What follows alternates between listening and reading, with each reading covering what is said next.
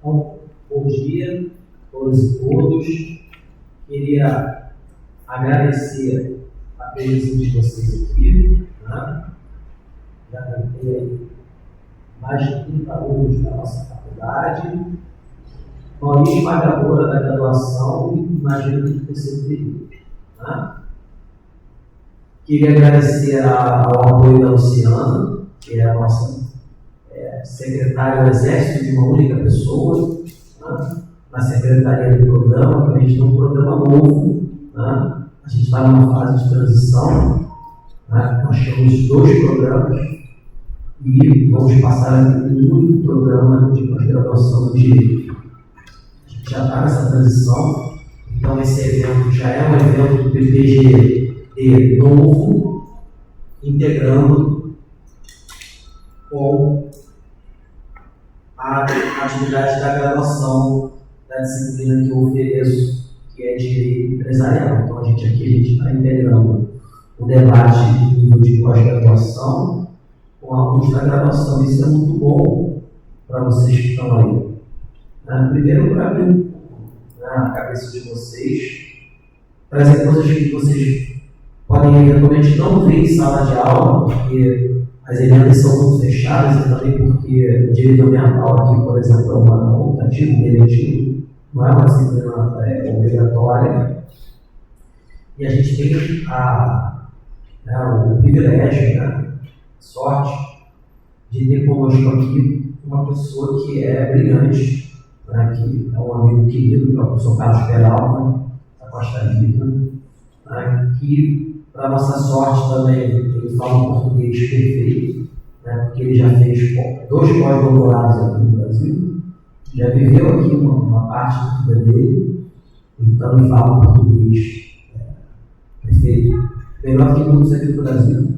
Se ele cometer um erro, a gente dá um desconto, às vezes vem um espanhol, e eu quando estou lá na Costa Rica também acontece isso, né? Às vezes eu estou falando lá um espanhol, ele sai bem e tudo bem. E eu também vou chamar para a mesa, para vocês conhecerem e até interagirem também depois, 2 alunos que são brilhantes do professor Peralta, que estão sendo preparados para no futuro virarem docentes. Né? O professor Peralta tem um extenso, né?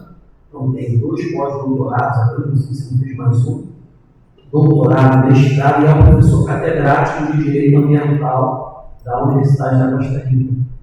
Certo? Então, não é apenas um professor catedrático, significa que ele está no topo da carreira do reconhecimento de forma justa e merecida. E o Miguel e a Marisol fazem parte do grupo de pesquisa, que é o GPDS, que é um grupo de pesquisa que existe lá na Costa Rica, assim como eu pretendo no futuro fazer um grupo aqui com vocês, para a gente debater questões ambientais, e eles estão sendo preparados para eventualmente, querendo, acho que eles querem, vão fazer um mestrado e vão virar professores, docentes. Então, queria chamar, por favor, o Diagrônomo e Marcelo Marisol, por favor. Vamos falar no meio.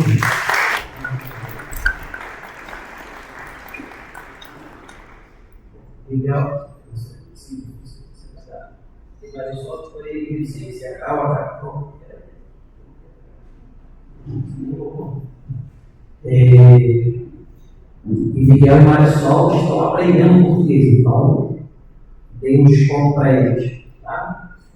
Estão aprendendo. O Peralta é português que era, tá? E eles são português iniciantes, mas falam espanhol. É interessante essa vivência, vocês têm a possibilidade, tá, pessoal? Se alguém tem essa vontade de procurar um programa de mobilidade internacional, ou tem convênios, tem parcerias, tem editais, tá? A gente tem a possibilidade de fazer mobilidade em convênio de cooperação com a Universidade da Costa Rica, tá? Que tem uma cooperação já há pelo menos 5 anos que a gente vem cooperando, tá? Mais 5. Então, se alguém tem, tá? Porque, por exemplo, lá na Europa é extremamente comum a gente ter um programa de bolsas que é chamado Erasmus. Aí tem a Beca Carolina, e as pessoas circulam, fazem o curso e vão aprendendo direito e a cultura dos países também. Mas não faz o pessoal aprender a decorar leis. A universidade é um momento para vocês ampliarem horizontes, ter experiências que vão além do acadêmico, que vão constituir o que vocês serão. Né? E entender um pouco de outros lugares faz parte disso aí. Certo? Então, acho que já falei muito. Vou passar a palavra para o nosso palestrante de hoje, o professor Carlos Peralta. Queria dizer que aqui no Brasil a gente não tem tanto formalismo, né? Em outros países, as pessoas têm toda uma retórica, um formalismo, que aqui no Rio de Janeiro, pelo menos, a gente abandona, mas você sabe que a direção do teu trabalho, da tua pesquisa, e eu fico muito contente da gente cooperar, além de sermos amigos, né? Porque uma coisa a gente juntou, como se diz aqui no Brasil, a fome com a vontade de comer, né? Somos amigos porque nos reconhecemos enquanto pesquisadores, né, sérios e atuantes na área ambiental. Então, muito interessante ter você com a gente sempre e falar disso.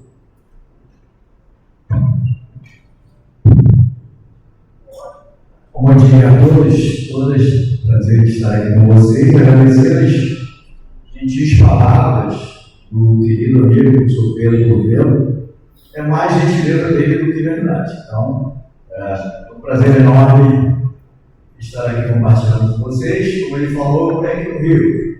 Fui criado na década de 80, então, naquela década não tinha como ser diferente. Estou vendo aí um amigo vascaíno, mas na minha época, nos 80, eu nasci no primeiro, praticamente. E na Costa Rica para cá, na época do Zico, no anterior. Então, depois eu vim para cá de novo em 2007, conheci o professor Pedro na UERJ.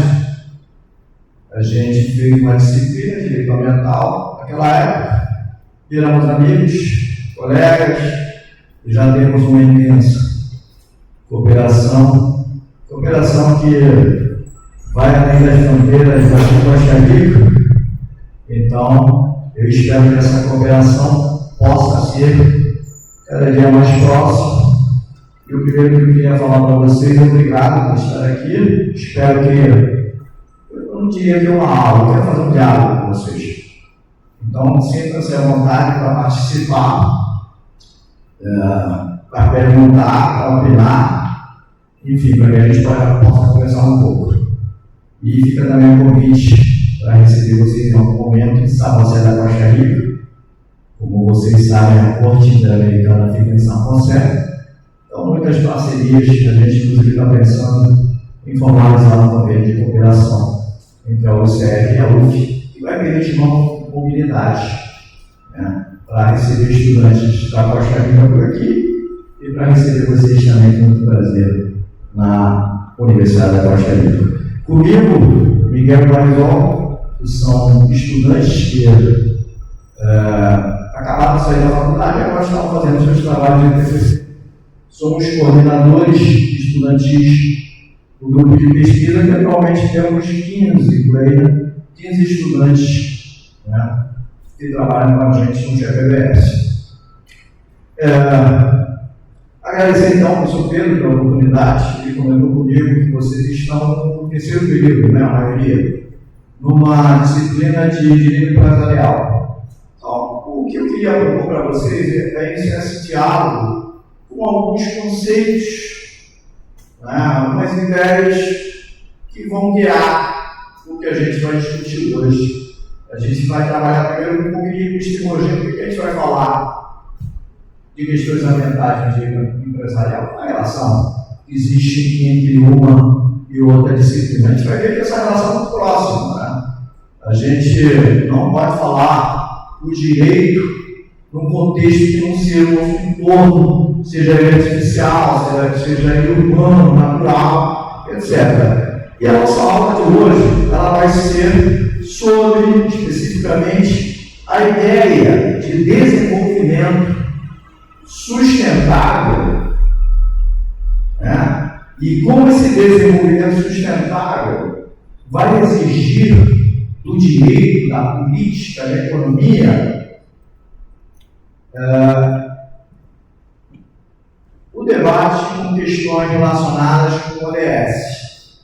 Com o ODS e com, concretamente, ESG. Então, esses seriam os três conceitos iniciais. Desenvolvimento, que a gente vai colocar aí uma coisinha verde, que é a base sustentável, ODS e ESG.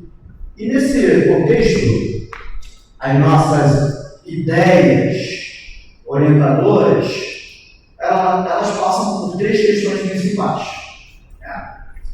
Acho que o professor Pedro não falou, mas o relatório que vocês vão ter que fazer, atendendo a nossa questão de complexidade, vai ter que ser em espanhol, tá, gente? Vocês vão ter que ver para mim também. Brincadeira. Só para quebrar um pouco o gelo.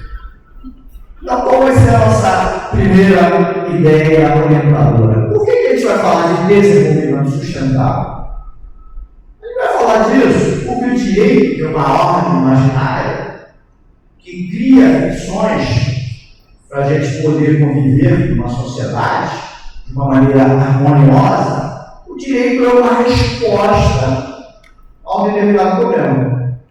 Então, é bem provável que daqui a uns 10 anos a gente tenha talvez uma disciplina eletiva sobre direito à inteligência artificial.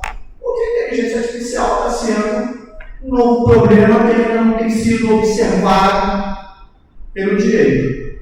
Pode ser a mesma coisa com o direito ambiental. A gente vai ver por que o direito ambiental, na verdade, se a gente parar para pensar, é um direito que nasce conosco. Ele tem 50 anos.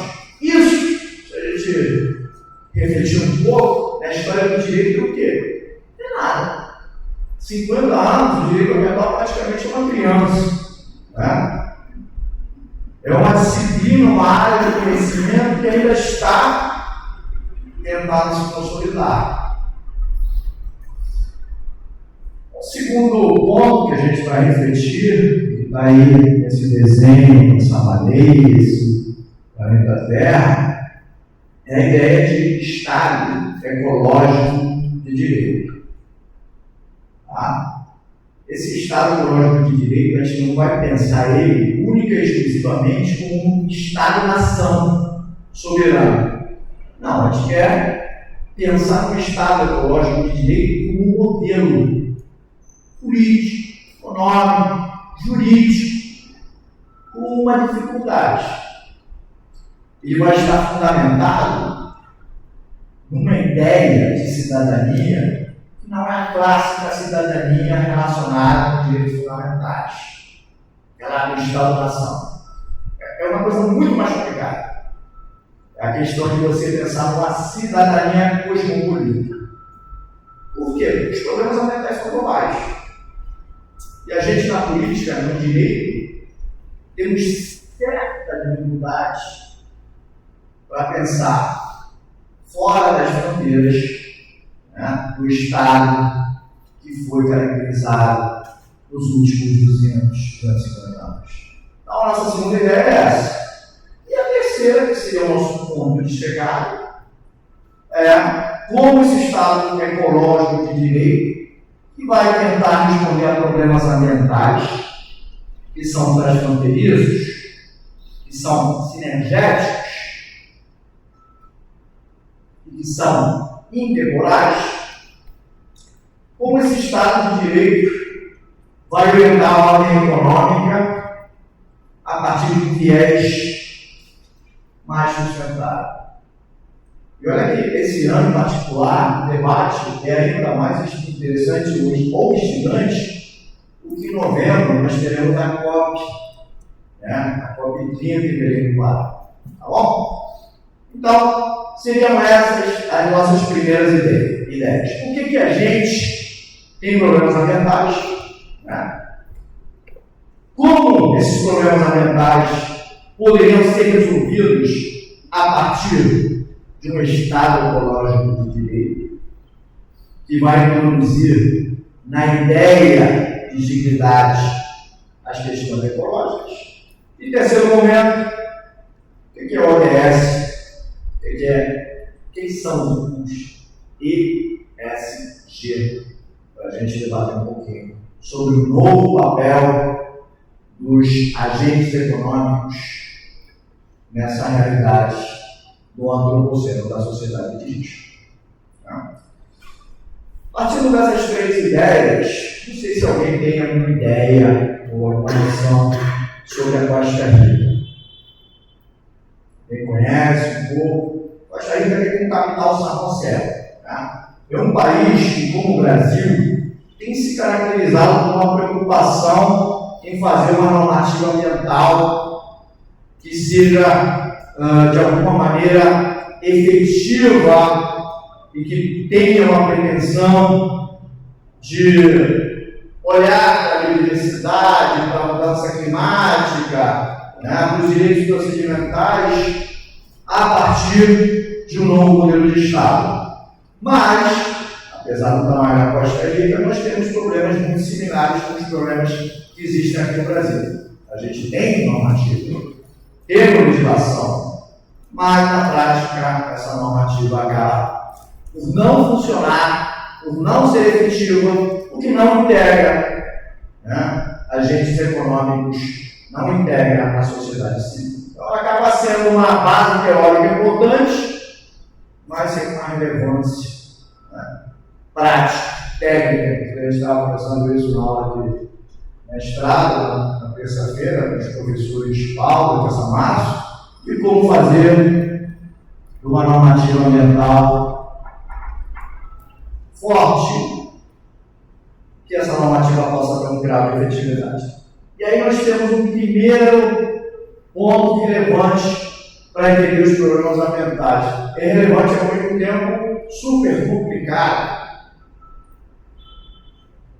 E seria a questão da complexidade ambiental. O direito, para entender os problemas ambientais, ele tem que ter um diálogo inter e transdisciplinar. Veja a imagem por aí. A imagem, ela vai me mostrar uma série de áreas de conhecimento interligadas. Quer dizer, a gente não pode pensar as coisas ambientais em pequenas caixinhas isoladas. Tá? As questões ambientais, vamos trazer um outro conceito importante, elas têm uma certa ubiquidade. O que seria ubiquidade? Quem sabe? O que seria ubiquidade, gente? O direito constitucional, por exemplo, ele tem uma pretensão de ubiquidade. Ubiquidade. Quer dizer, ele se abre para praticamente todos os âmbitos da nossa vida. Quando a gente acorda cedo, o que é a primeira coisa que a gente faz? A gente vai abrir, ou vai para uma banho e abre a ducha, toma banho, etc. E aí já está tendo um impacto na relação com o ambiente. A gente sai da universidade, sai do trabalho, e normalmente a gente tem que ter ou transporte público ou veículo. Tem uma relação com o ambiente. A gente está utilizando energia. E essa energia que a gente tem aqui, ela não vem do nada. Esse prédio aqui que foi construído por uma série de materiais que também são fruto da nossa relação com a natureza. E essa relação complexa, dinâmica, ela exige que a gente possa compreender as questões ambientais a partir do que o Edgar Morin, não sei se eles têm familiaridade com o Edgar Morin, um grande pensador, sociólogo, francês e filósofo. Atualmente ele está com 104 anos. E ainda continua produzindo, e trazendo seus conhecimentos sobre complexidade. Essa complexidade, nesse contexto, vai permitir que o direito comece a trabalhar com essa ideia que é particularmente importante. E aí está em espanhol, o desarrollo. Seria a ideia de desenvolvimento. Vocês já fizeram alguma disciplina constitucional, direitos humanos, quem já fez? Fizeram? Então, o que acontece? A gente, na primeira metade do século XX, entrando na segunda metade do século XX, a gente tem o que a gente poderia chamar da era dos direitos, né? Liberdades e direitos sociais estabeleceram uma nova ordem geopolítica. Né? A Ana Arendt escreveu um livro muito interessante sobre as origens do totalitarismo, né? E a ideia das Nações Unidas surgiu precisamente para evitar que direitos humanos fossem, né, novamente negados, né, não observados. Só que nessa discussão, quando as Nações Unidas se formou, as questões ambientais não eram parte dos direitos humanos. Em 1949, esse debate estava mais focado nas liberdades e nos direitos sociais. Foi até a década de 72 que aconteceu uma virada. Que virada foi essa? Quem sabe? Por que em 72 a gente começou a falar de direito humano ao meio ambiente? Alguém tem uma ideia? Teve um autor, que inclusive morou no Brasil, praticamente ele é brasileiro, que é o Inácio Sachs. Ele trabalhou a ideia de ecodesenvolvimento. Essa ideia vai se traduzir depois, que a gente vai denominar desenvolvimento sustentável. Mas por que 72? Por que Estocolmo? O que aconteceu? Alguém sabe? Tem um livro, na década de 60, da Rachel Carson, chamado Primavera Silenciosa, que falava, provavelmente ela comentava um pouco a sua preocupação com a questão da segurança alimentar. Né? Porque em praticamente 200 anos a gente dobrou a quantidade de pessoas no planeta Terra. O que acontece quando a gente passa, por exemplo, de um bilhão de pessoas e de repente em 125 anos você passa a ter 3 bilhões de pessoas e hoje somos 8 bilhões de pessoas? O que vocês acham que poderia acontecer? Isso seria, aqui somos aproximadamente, temos 45 pessoas. Nós temos espaço suficiente, não temos? Temos um ar climatizado, né? Temos luz. Mas o que aconteceria se em vez de ter aqui essas 40 pessoas, a gente tivesse 1000 pessoas nesse salão? O que aconteceria? Esse crescimento exponencial iria haver um problema, certo? Os debates ambientais, eles surgiram em Estocolmo 72 com uma preocupação com os limites do crescimento. Tá? Esse crescimento ele tem que ser observado não apenas como um aumento exponencial demográfico. Tá? Não é simplesmente que a gente vai ter mais pessoas. É que essa quantidade de pessoas tem uma relação direta com questões de desigualdade social, com questões relacionadas também com tecnologia. Que tecnologia vai me permitir obter uma energia mais ou menos sustentável? Tá? E vai ter relação também com uma característica do nosso espaço natural hoje. O nosso espaço natural hoje não é a natureza. Qual é o nosso espaço natural hoje? Nós somos seres urbanos. Tá? Nós somos seres que construímos uma ideia pós-natural da natureza. Tá?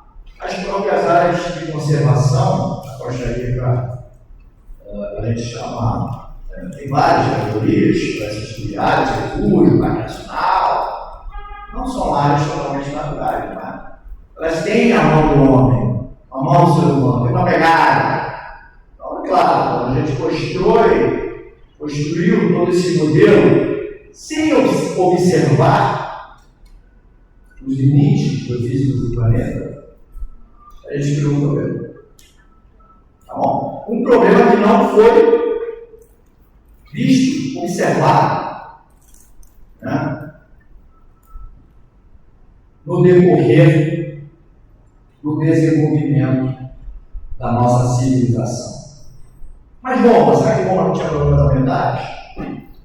Será que aí na Terra, na Revolução Industrial, não tinha problemas ambientais? Claro que tinha. Só que a diferença foi essa grande aceleração, né, que começou ou se iniciou na segunda metade do século XX. A gente tem um saldo em muitas questões, a gente não percebeu esse saldo, não incorporou na nossa lógica de pensamento, né, e isso provocou essas imagens que a gente está vendo aqui agora, né? Mudanças climáticas,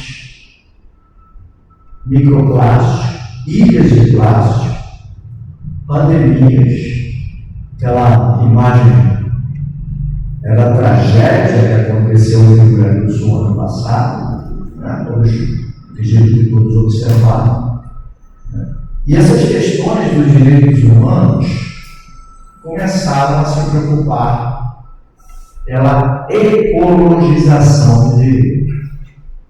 Né? Depois de Estocolmo, várias instituições começaram a falar de direito fundamental ao ambiente ecologicamente equilibrado.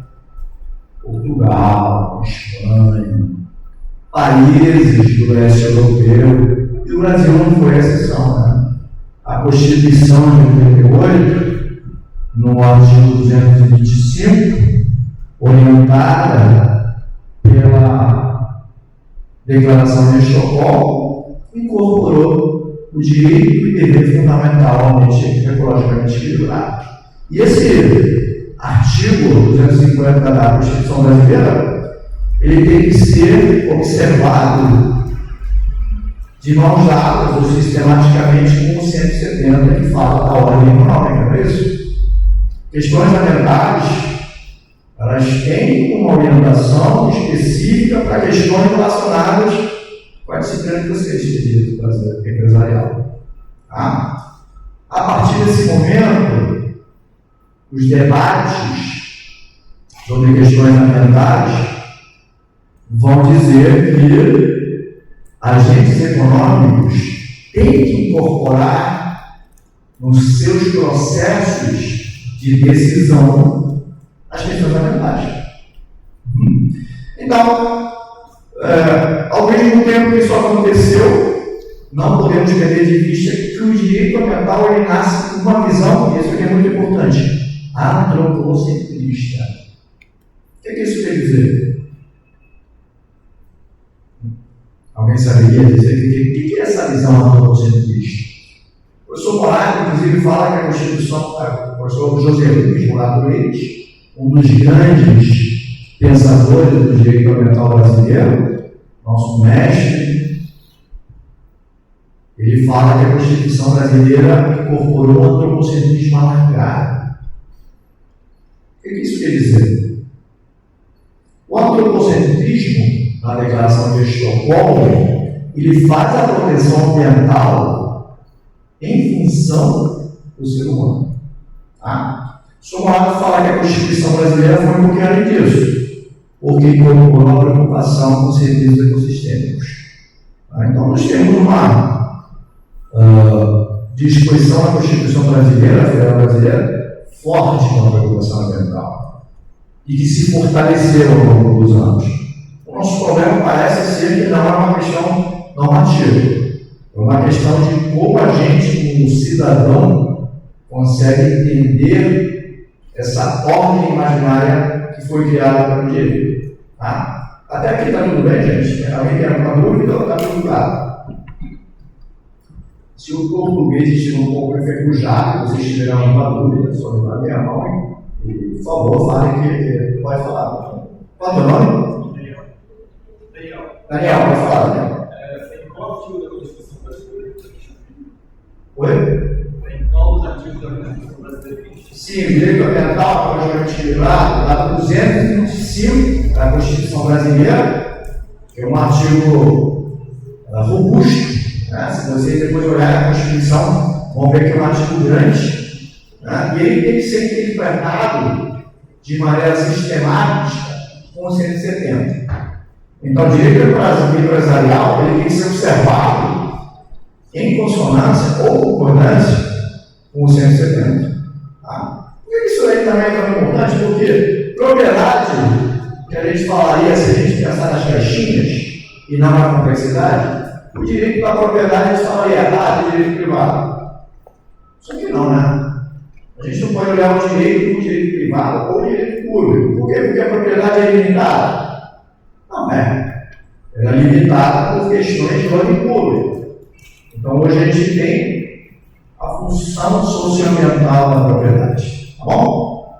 Certinho, velho? Tudo bem? Então, tá.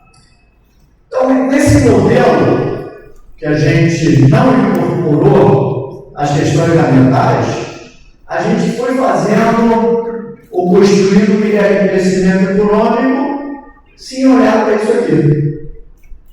Isso é uma imagem que vai nos mostrar que a natureza tem limites.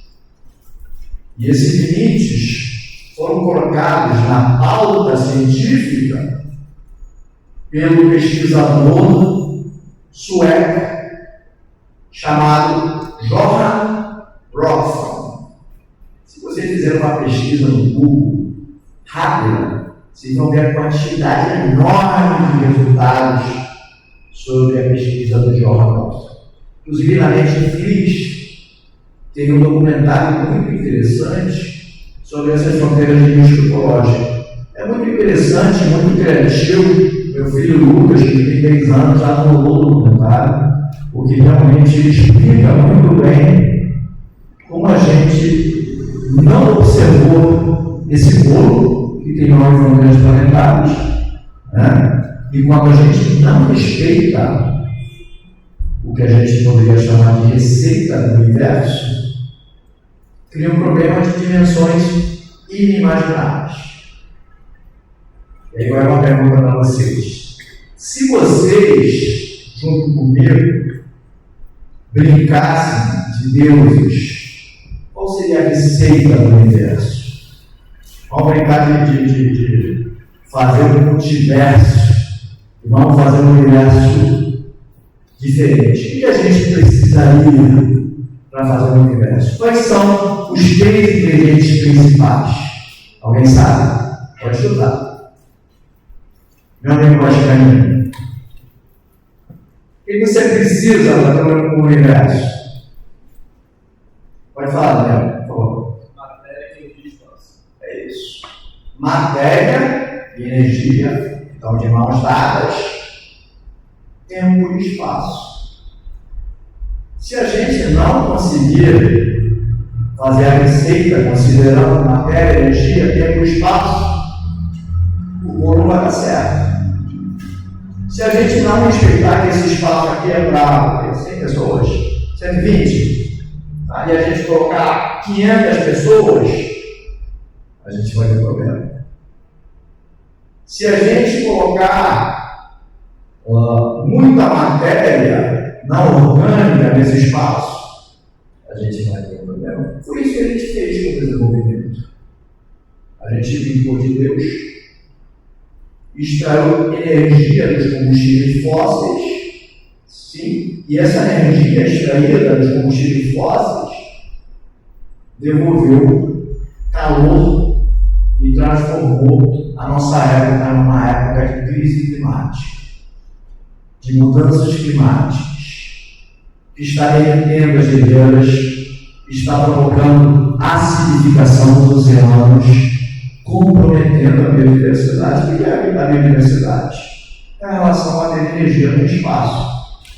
Tá? Então, a gente, por uma questão no objetivo da nossa aula, a gente não vai analisar com muito cuidado, com muita atenção as 9 fronteiras planetárias.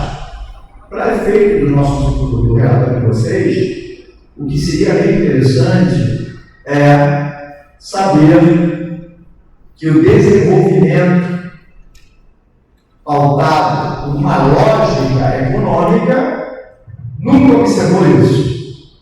Bom, nunca observou as regras da casa. Se você não observa as regras da casa, a casa termina por criar desorganização. Esse estudo tem outro ponto relevante. Ele foi feito em 2009. Só que a Revolução Industrial, os problemas ambientais crescentes, começaram 2 séculos atrás, há mais de 200 anos. Quer dizer, a gente nunca viu. É como quando você vai para a balada, você tem uma regra na sua casa, né? O Lucas está com 10 anos, eu ainda não tenho essas regras, mas vem provar, eu falo, Lucas, não pode chegar depois da meia-noite. Mas você, o Lucas, chega depois da meia-noite, chega às 5 da manhã, eu nunca percebo. O que isso quer dizer? Isso aqui, 2009, atualizado em 2015, 2022, é um dado que a gente tinha que ter observado há 200 anos. É uma regra que a gente nunca viu.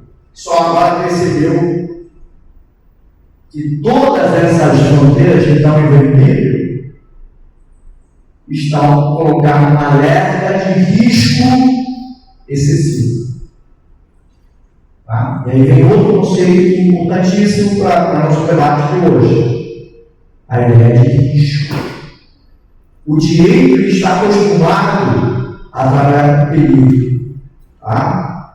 Eu estou no meu carro, eu paro meu carro, vejo que o sinal está em vermelho, já. Então vou ter que ir um pouquinho mais rápido.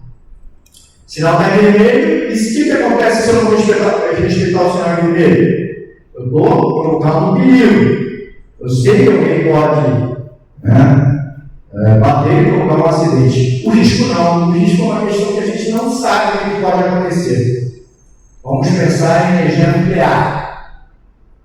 Chernobyl nos 80. A gente não sabia as consequências. Por isso que tem um princípio de direito ambiental que é fundamental para lidar com essas fronteiras, que é a ideia de precaução. Direito ambiental trabalha com precaução. Tá? Que é uma novidade no direito. Então, muito bem. Esse contexto de crise ambiental, vamos chamar, ou vamos trazer a ideia de um químico, um conceito da geologia chamado antropoceno. Antropoceno. A gente não vai discutir a questão geológica sobre como o antropoceno vai substituir o Holoceno, porque a gente está numa disciplina de direito, mas a passagem da estabilidade climática do Holoceno para a crise ambiental do antropoceno é muito interessante de ser pesquisada. Para o direito, o que vai interessar para a gente é que uma ferramenta epistêmica para construir um direito totalmente diferente. Bom, um direito que tem a perspectiva ou a possibilidade de criar um novo modelo de governança. É uma questão que a gente vai conversar agora. E temos estudos acadêmicos em uma quantidade imensa. A mesma coisa, se vocês procurarem no Google, antropoceno, vai ter milhões de resultados em espanhol e português e ainda mais em inglês se vocês colocarem antropoceno. Então, tudo bem. O que a gente faz com isso? Bom, o que a gente vai fazer é observar essa realidade problemática. Parece uma espécie de Walking Dead, está caminhando no Walking Dead, uma sociedade totalmente desorganizada. E esse Walking Dead, então, vai exigir tentar achar uma ordem, e aí a gente entra no que vamos conversar sobre quais seriam as soluções que são propostas pelos ODS e pelos ESG. Tá bom? O direito é sempre isso. A gente tem que saber que o direito é uma ordem imaginária que cria unicórnios, que cria Zeus, que cria Hércules, que cria mitos. Direito é um mito. É É uma história que a gente acredita que vai dar certo. Então, o direito tem que criar uma história sobre as questões ambientais. Qual seria essa história pós-moderna? A história pós-moderna seria criar uma nova racionalidade ecológica. Tudo bem, a gente precisa de livre iniciativa, liberdade empresarial, claro. Não é uma questão excludente das questões ambientais, mas tem que ser feita com responsabilidade. Bom, isso que a gente vai discutir, porque eu expliquei para vocês é sobre direito empresarial. Vocês têm a vantagem, a sorte de ter um professor, um currículo aí muito humilde, que fica falando de mim, mas ele tem pós-doutorado na França, enfim, tem uma série de trabalhos importantíssimos, muito reconhecido, que viu lá na Costa Rica, já foi duas vezes, vai voltar em março, quem sabe com vocês, quando ele faça o grupo de pesquisa dele, né? Será um prazer receber vocês lá na Costa Rica. Março é uma época legal que eu quero fazer verão.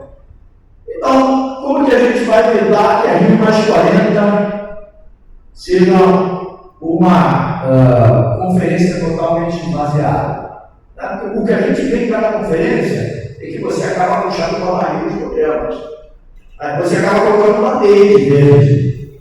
Mas então, o direito empresarial e o direito ambiental, ele tem que partir dessa ideia.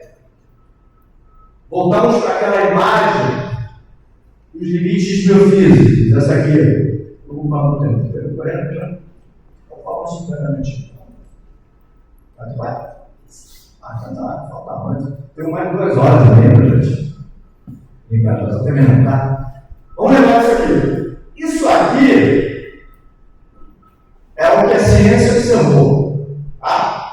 Limites biofísicos. Agora, essa economia norte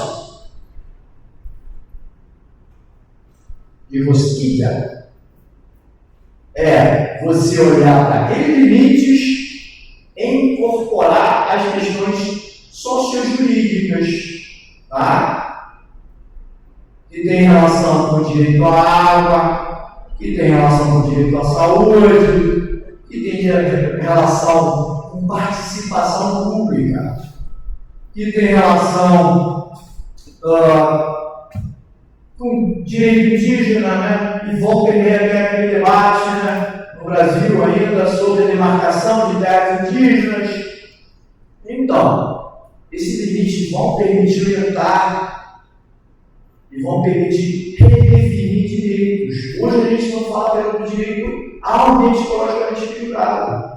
A gente fala também do direito à água, ao saneamento, o direito ao clima estável. Por que aconteceu na pandemia, gente? A pandemia foi um estado de exceção. O direito limitou direitos fundamentais provocados por problemas ambientais, que na verdade a Covid-19, provocada pelo vírus SARS-CoV-2, é um problema ambiental. Foi uma doença zoonótica. E uma doença zoonótica é provocada quando o ser humano não respeita os limites da natureza. É quando você tem uma relação muito próxima com animais que não deveriam ter relação com você. Tá bom? Então, o direito, nós como sociedade temos uma dificuldade enorme de lidar com uma pandemia que é um risco previsível. Não tínhamos vacina e não sabíamos nos primeiros 2, 3 meses, 6 meses o que ia ser da gente. Então, indicadores sociais vão me permitir falar de um novo modelo. E esse novo modelo vai exigir, sob o princípio precautório, que eu tenho que orientar toda a atividade do Estado, dos indivíduos e das empresas a partir do que a gente vai chamar de segurança energética, hídrica e alimentar. Sobre essa base eu posso começar a trabalhar. A segurança energética, hídrica e alimentar. E essa segurança vai reorientar os fluxos econômicos. A gente começou a falar não apenas de consumo, a gente começou a falar de consumo sustentável. Certo? A gente não fala mais de responsabilidade empresarial. A gente fala de responsabilidade socioambiental empresarial. Então, vocês podem ver, inclusive, nos comerciais, de vez em quando, se vocês estão assistindo Vale Tudo na Globo, passa um comercial, certo? Na Globo, falando sobre os ESG da Globo, certo ou não? E que eles usam energias renováveis, e que eles reciclam, etc. A pegada ecológica virou assunto do nosso dia a dia. A pegada ecológica é o impacto que a gente tem no meio ambiente. Eu faria talvez uma provocação para eles, professor Pedro, que quando vocês chegarem nas suas casas, vocês podem dar uma olhada num site muito interessante que chama-se Global Footprint Network. E ali vocês podem calcular a sua pegada ecológica.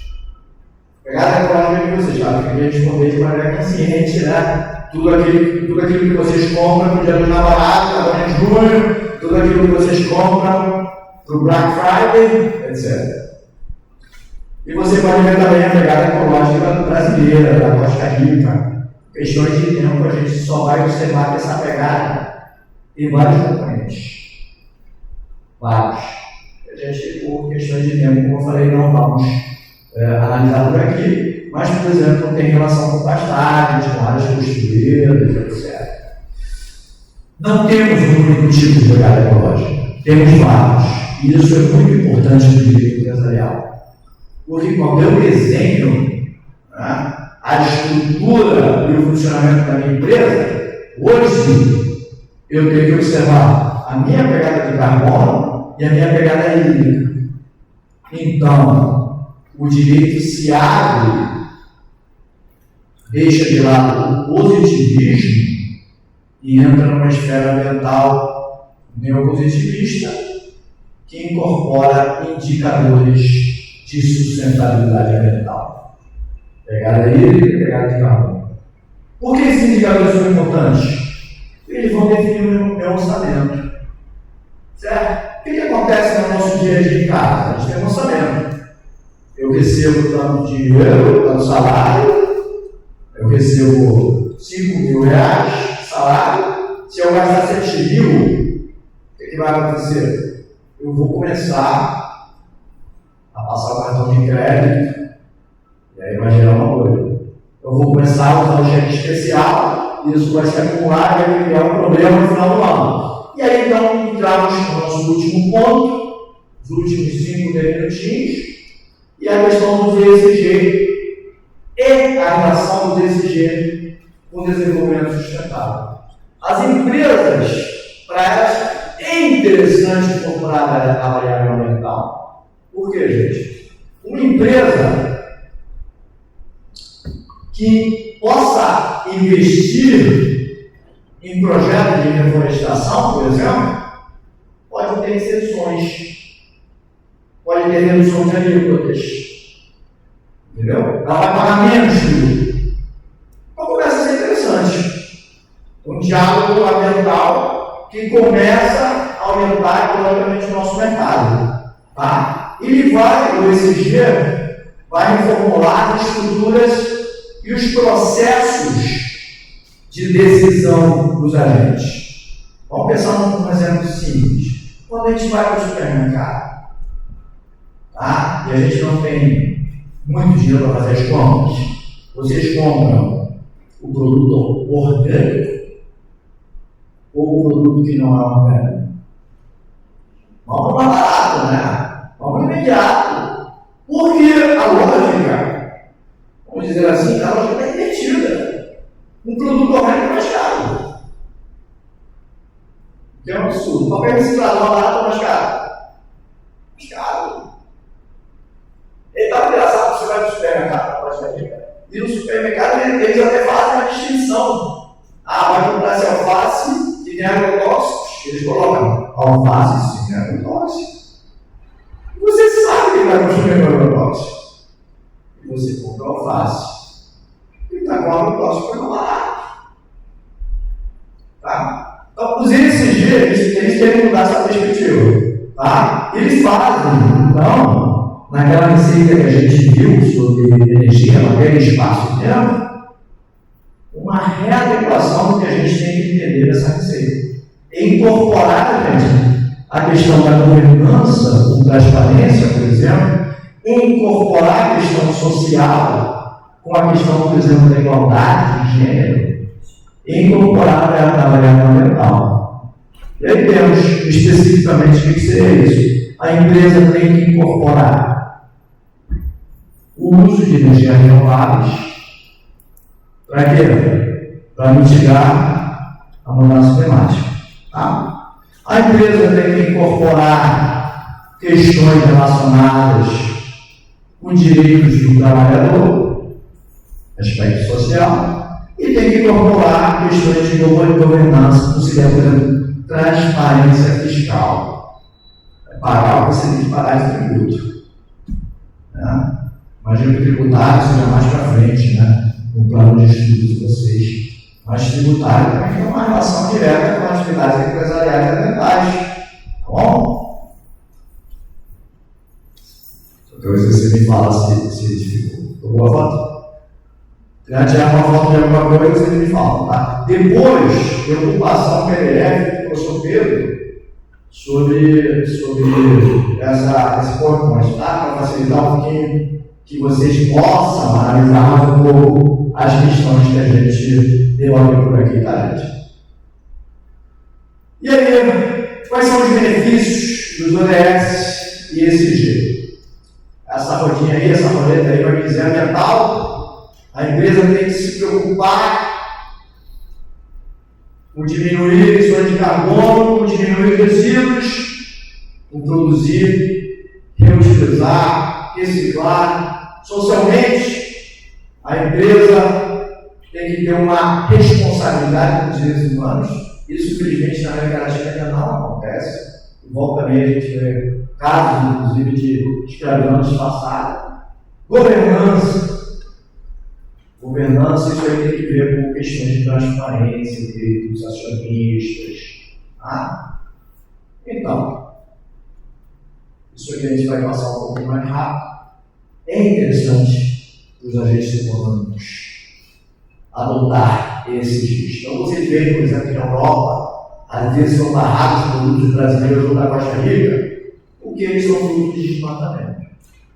Então, é interessante para as empresas investir em cidadania e educação ambiental em ESG, porque, do contrário, eles não vão conseguir vender, né, o que nós produzimos. E aí sim, sem nenhuma dúvida, o ODS vai exigir isso aqui. O nosso mundo atualmente é aquela imagem lá, é caótico. É um mundo que não respeita aquela receita que a gente falou, que tem o direito a um ambiente ecologicamente equilibrado, num discurso pouco prático. Existe, mas a gente não aplica. Certo? Mas a gente tem que tentar, não apenas as empresas, os governos e a gente, como cidadão, em fazer a diferença de uma perspectiva local e global. Então, esse aqui é um vídeo muito interessante, mas eu depois passo também um link para vocês. Se der tempo agora, a gente passa rapidinho, mas depois que eles colocaram nos exemplos dele. Isso, e aí eu finalizo com essa frase do Mohan, como eu falei, está com 104 anos, e a gente continua caminhando, funcionando em direção à catástrofe. Se a gente não mudar, os limites biofísicos vão exigir uma mudança radical. Só que essa mudança radical vai ser exigida da pior maneira, sacrificando muitas vezes bens materiais, né, com desastres de catástrofes ambientais que os especialistas falam que nos próximos 5 anos a gente vai vivenciar realmente situações dramáticas. Quem sabe daqui a 2030 a gente tem que comprar oxigênio, né? A gente não está muito distante disso, a gente compra água, né? E a gente nem pensa que a gente está comprando um bem que é comum na humanidade. Obrigado, gente. Se tiver alguma dúvida, vocês podem perguntar depois, que vocês quiserem comentar também. Eu vou passar a palavra agora para o Miguel, ir para Marisol, como o professor Pedro falou, eles estão aprendendo português, falam direitinho, são flamenguistas, não tem como não ser, né? Senão não vão ser parte do meu grupo, né? E eles vão colocar dois exemplos brasileiros sobre esse dia. Obrigado, gente. Qualquer coisa.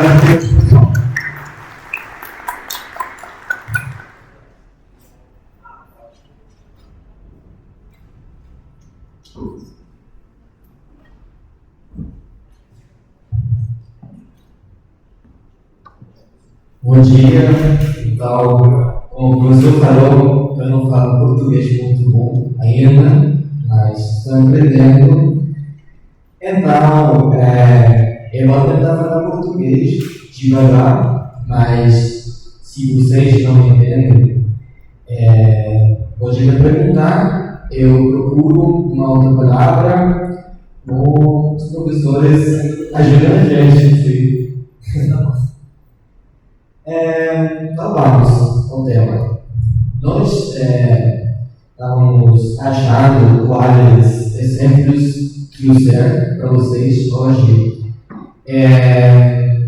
Apesar de que na Costa Rica o ESG não está muito presente ainda no nosso país. Então, por isso,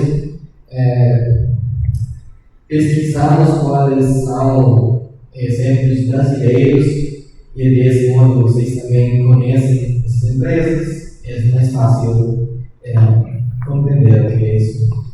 Então, vamos voltar ao que o professor Teatro estava falando de ESG.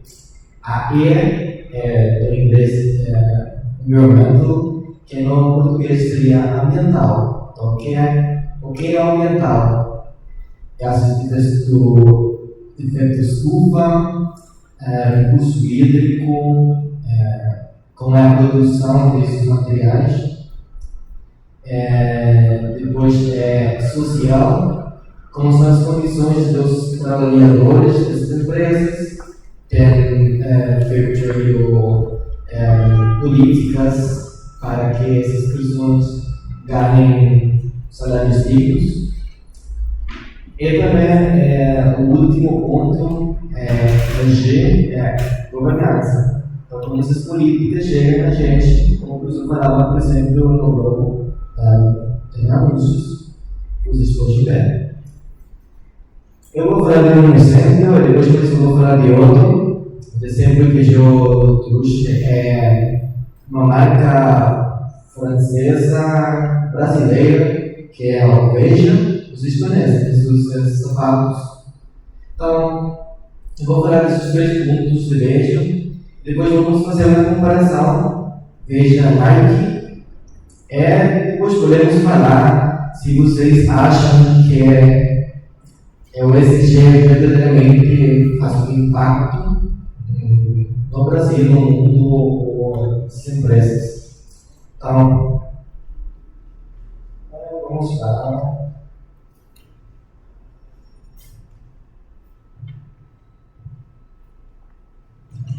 A primeira coisa é ambiental. Então, a Veja diz que os sapatos que eles produzem têm algodão orgânico, borracha silvestre, que não usa químicos e que protege a Amazônia brasileira. Então, nesse ponto, tudo indica que cheio, vale. Depois,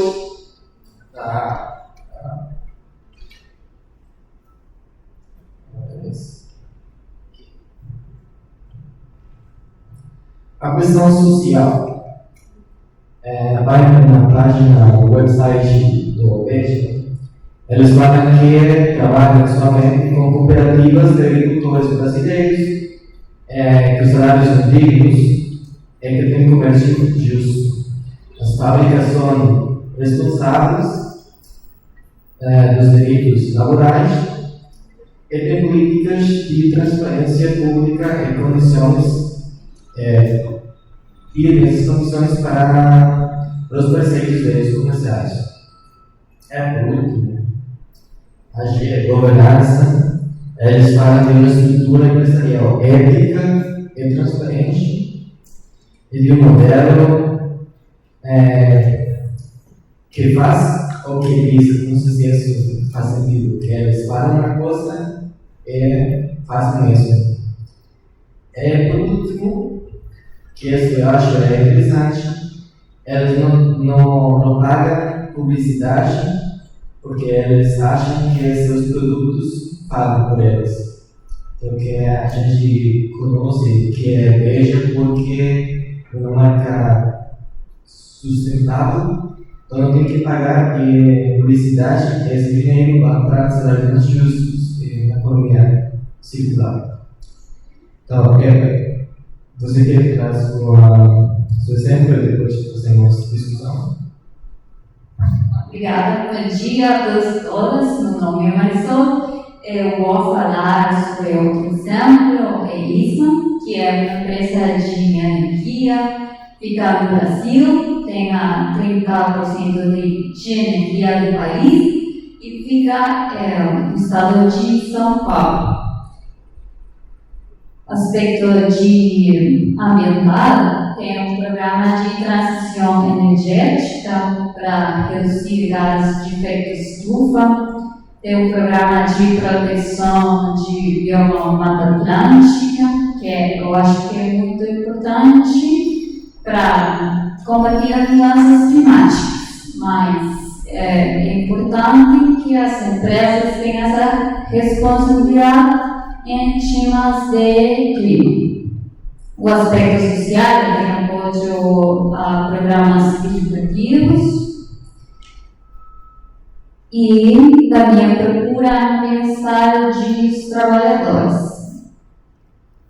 Em governança tem código do bom governo, transparência, cooperação com outras empresas e gestão de riscos. Então, agora vamos falar da parte mais crítica. Nós deixamos que é importante se perguntar se o ESG é uma coisa válida ou não, ou que fazem outras marcas. Vamos fazer como uma espécie de quadro comparativo. Os dois exemplos são Veja e Nike. Então, por exemplo, na parte ambiental, como eu falei, Veja tem algodão orgânico, borracha silvestre,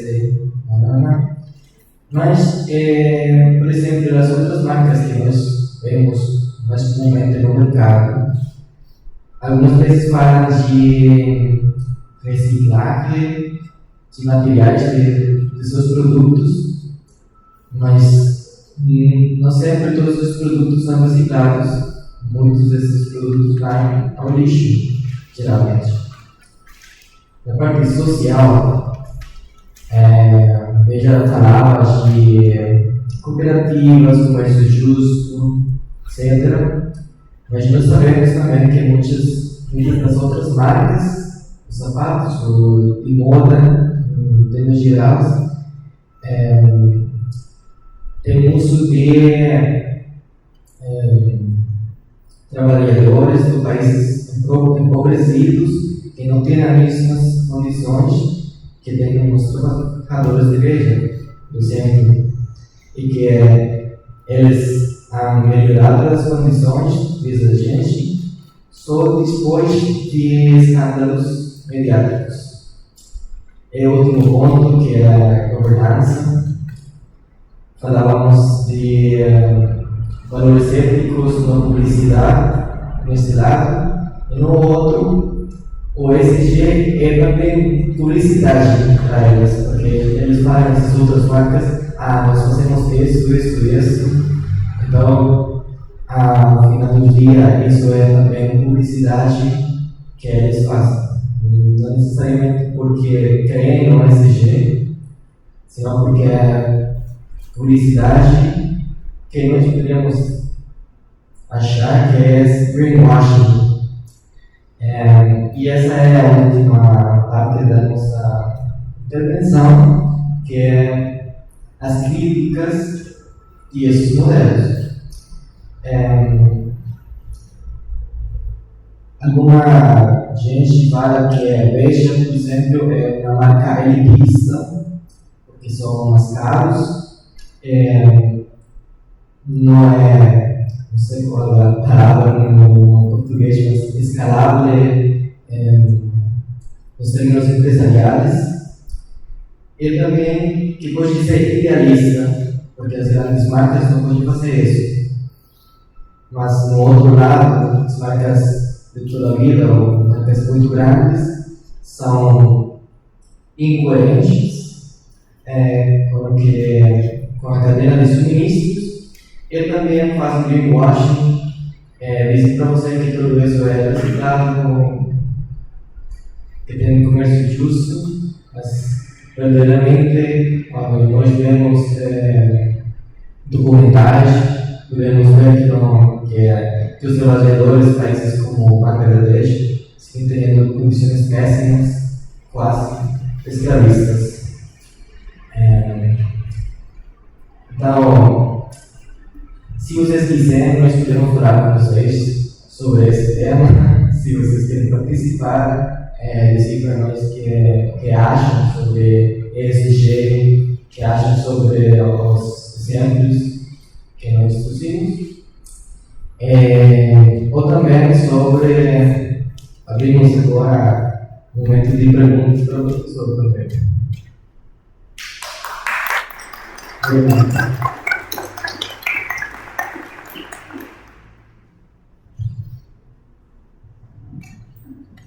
Bom, obrigado, Miguel, Marcelo, Peralta. Vou fazer alguns comentários aqui para tentar mostrar para vocês como que isso que a gente está debatendo pode parecer muito distante do aspecto prático. Alguém pode achar que a gente está falando de questões que não têm utilidade prática, então que não tem impacto prático. Então, vamos lá. Vocês gostam muito de usar um Instagram, não gostam? Pois é. Então, tem uma notícia do Instituto Brasileiro de Sustentabilidade, e aí a manchete é: Estado de Nova York processa JBS por prática de greenwashing sobre neutralidade de carbono até 2040. A JBS está sendo processada pela Procuradora-Geral de Nova York, que pronuncia o nome dela como Letitia James, sob a acusação de greenwashing, ou seja, por fazer propaganda enganosa sobre os compromissos ambientais. A ação judicial afirma que a empresa brasileira não possui plano viável para atingir a neutralidade de carbono até 2040 e que, mesmo que tivesse, não seria capaz de cumprir devido à ausência de práticas agrícolas que garantam emissões zero. E segue a matéria. Há uns anos atrás, nós tivemos um caso muito famoso também, que foi o caso da Volkswagen, na Alemanha. Fizeram um software para enganar a fiscalização, dizendo que um carro que emitia uma quantidade enorme de emissões de carbono, e aí o software era feito para enganar e dizer que o carro, na verdade, tinha emissões baixas de carbono. Isso foi descoberto, a Volkswagen foi multada, uma multa milionária. Lá na Alemanha foi multada, nos Estados Unidos e aqui no Brasil não foi multada.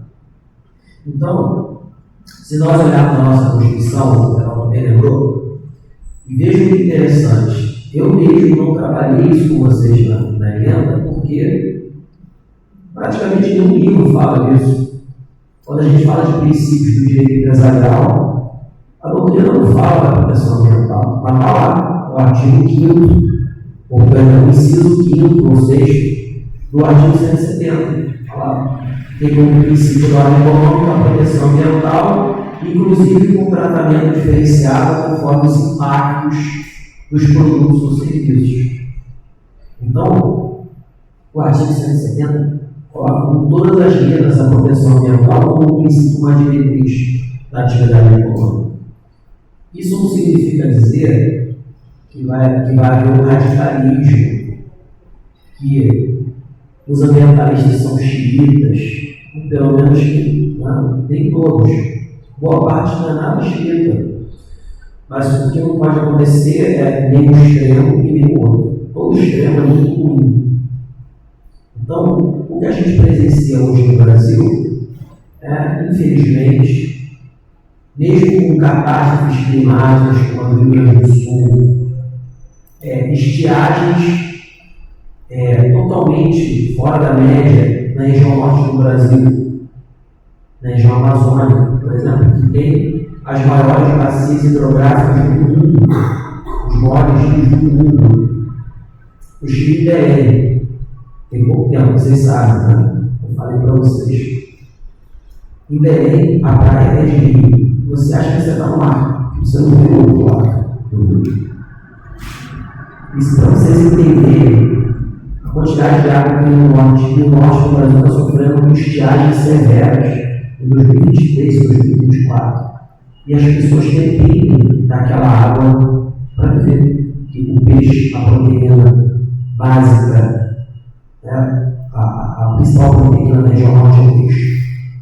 Embora o pessoal goste do boi também.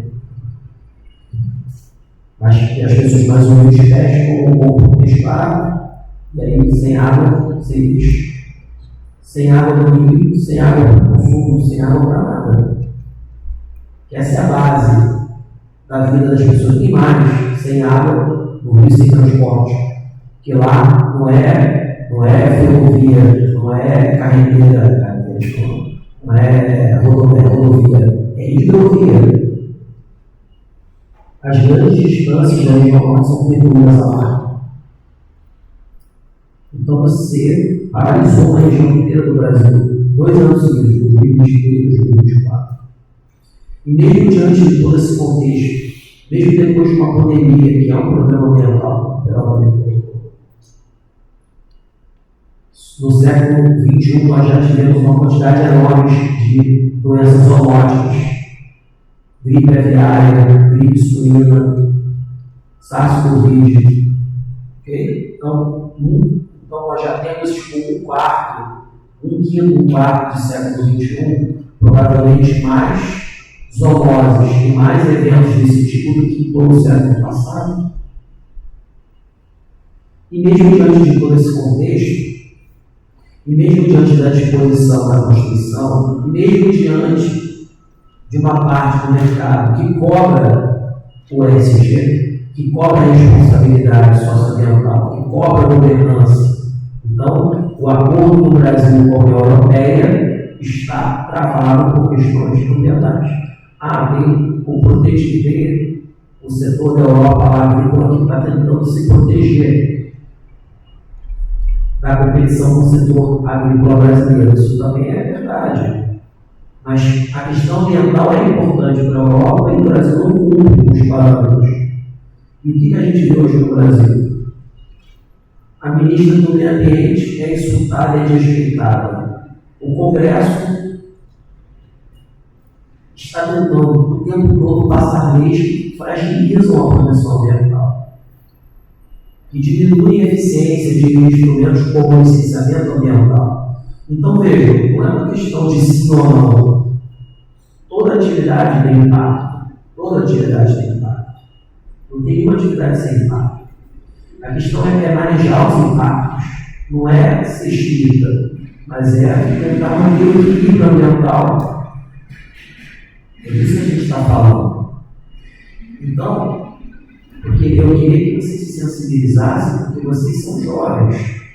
Então é muito fácil a gente se isolar no véu de ignorância e deixa isso para lá, isso é bobeira, mas vocês têm 20 anos. Se vocês viverem até os 100, que é provavelmente possível nos dias de hoje, nós somos privilegiados aqui.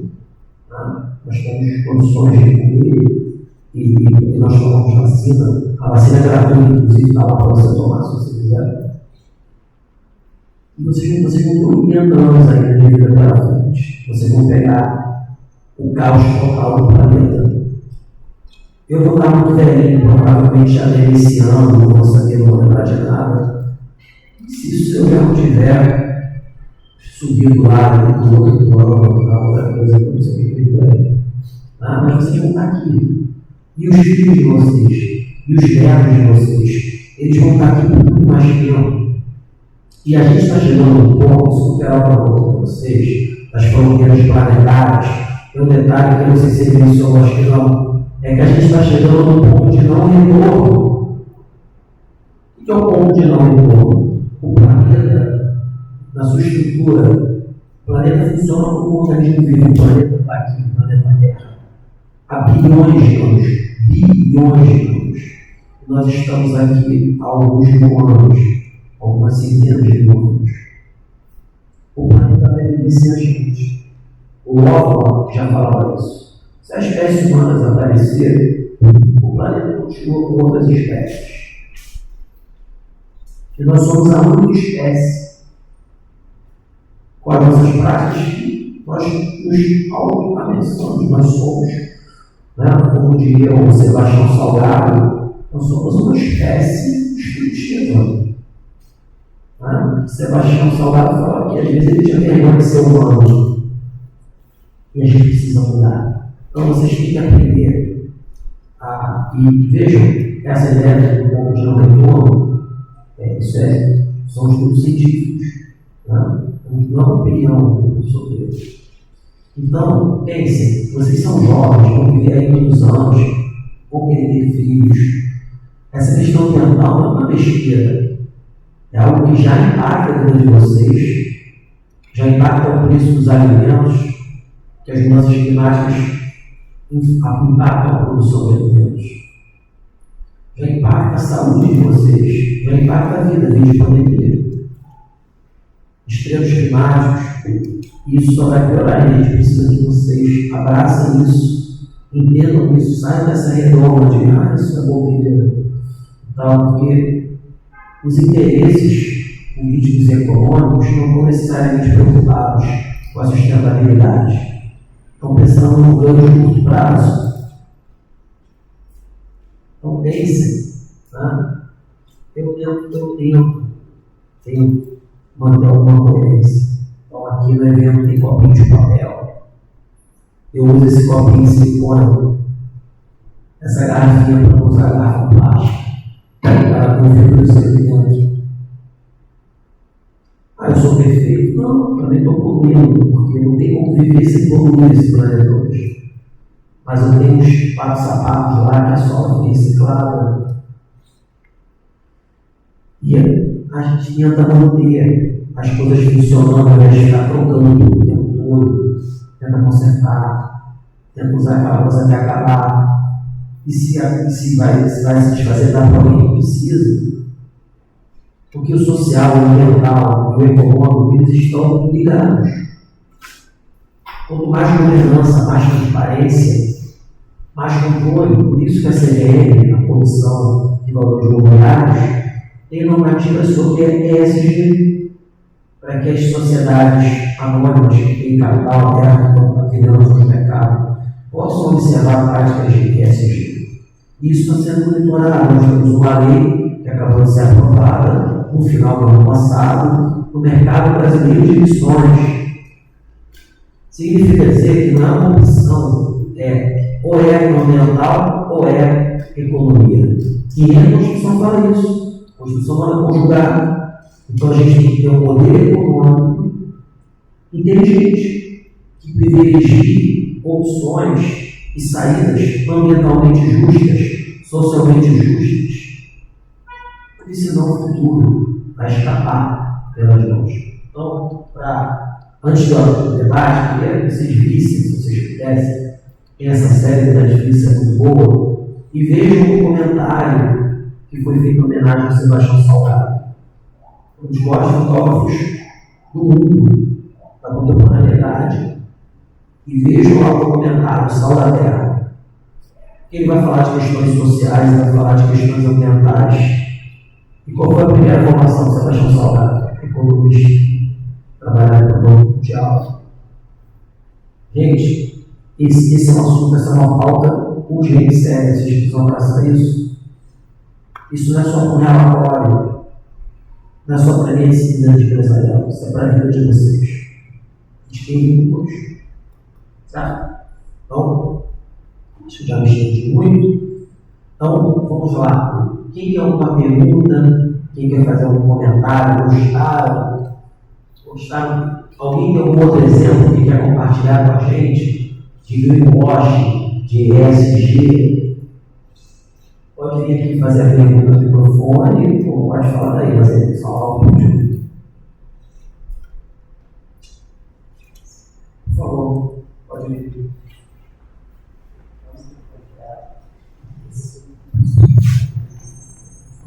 Fala no microfone que eu falo aqui.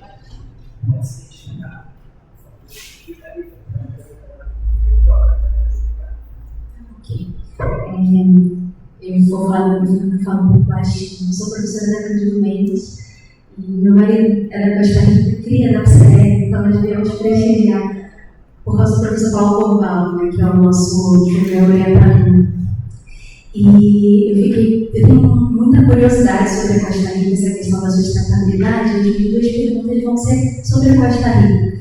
A primeira delas é se há iniciativas públicas, políticas públicas em direção à substituição da matriz energética, se isso já está no debate público, se isso já está na agenda do governo. E a segunda pergunta é se existe algum setor da economia na Costa Rica que tenha algum entrado uma disputa política no campo das ideias, dos interesses, né, com as políticas ambientais, com o ambientalismo, como acontece com o agronegócio no Brasil. Obrigada.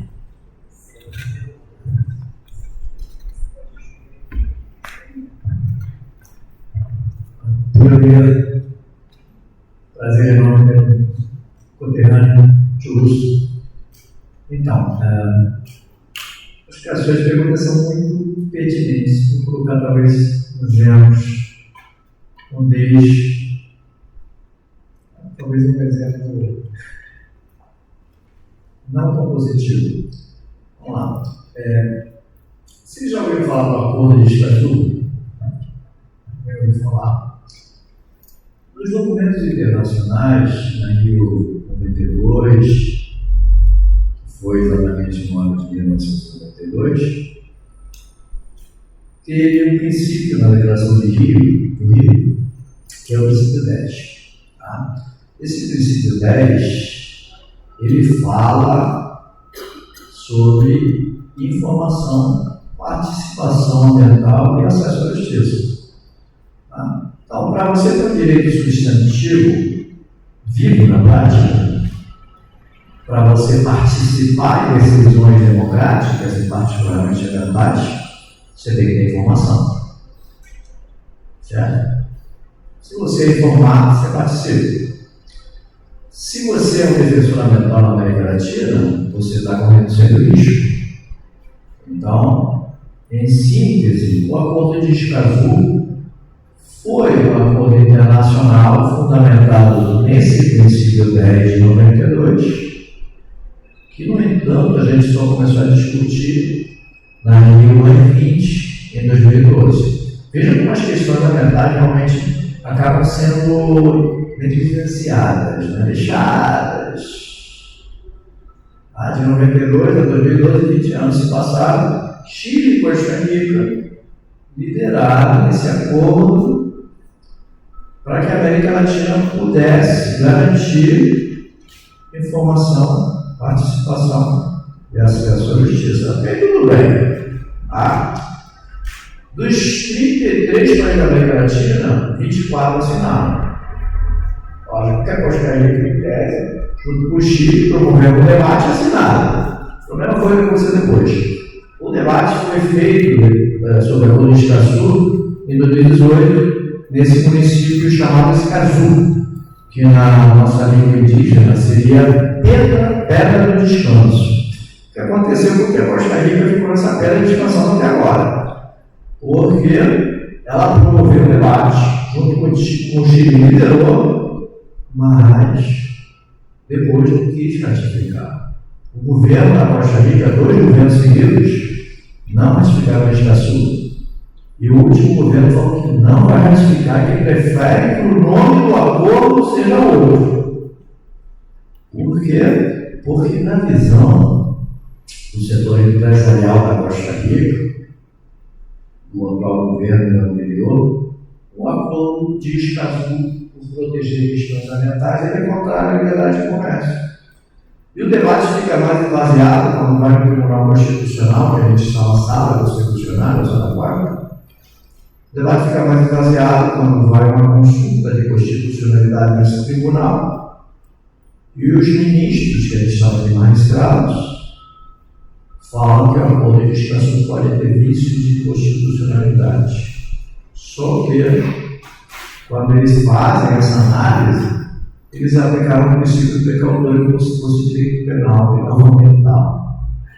Eles não reconheceram que, em matéria ambiental, você tem determinadas características do princípio precautório e que você tem que invertir a carga regulatória, o ódio regulatório. Inverter. Tá? Aí você acaba tendo um esvaziamento do que foi o objetivo do próprio acordo, né? Sim? Então, esse é um exemplo claro de como questões ambientais ficam reféns de interesses econômicos. O outro exemplo, que vai de mãos dadas com esse, tem muita relação com os debates constantes que existem na Costa Rica sobre mineração no céu aberto, volta e meia, são debatidos, sobre a falta, por exemplo, de uma revisão do pagamento por serviços ambientais, que normalmente é um instrumento econômico para você proteger o meio ambiente, mas que no caso da Costa Rica, ele acaba sendo centralizado em grandes propriedades. Então acaba perdendo a visão socioambiental, né?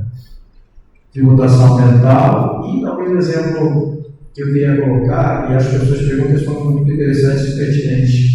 Porque a Costa Rica tem uma imagem, em tese, de um país que cuida muito do meio ambiente. Isso aí é um pouquinho de linguagem. Um monte de política verde para promover um ecoturismo que não é tão real na prática do nosso dia a dia.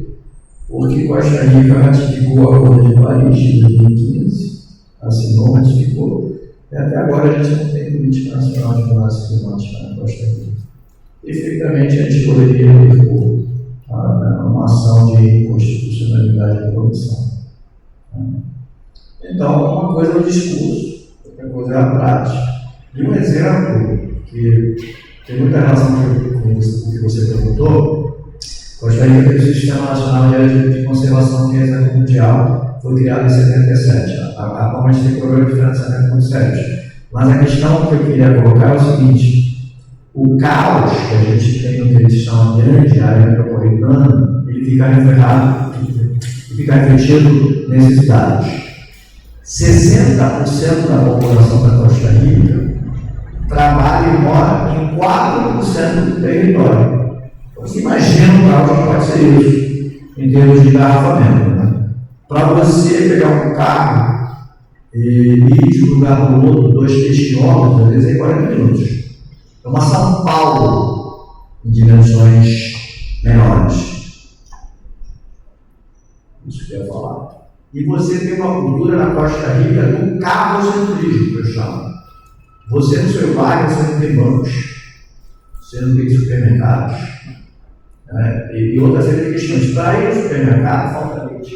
Não falta leite. Então você tem que ir no supermercado comprar leite, você tem que pegar o carro para ir ao supermercado.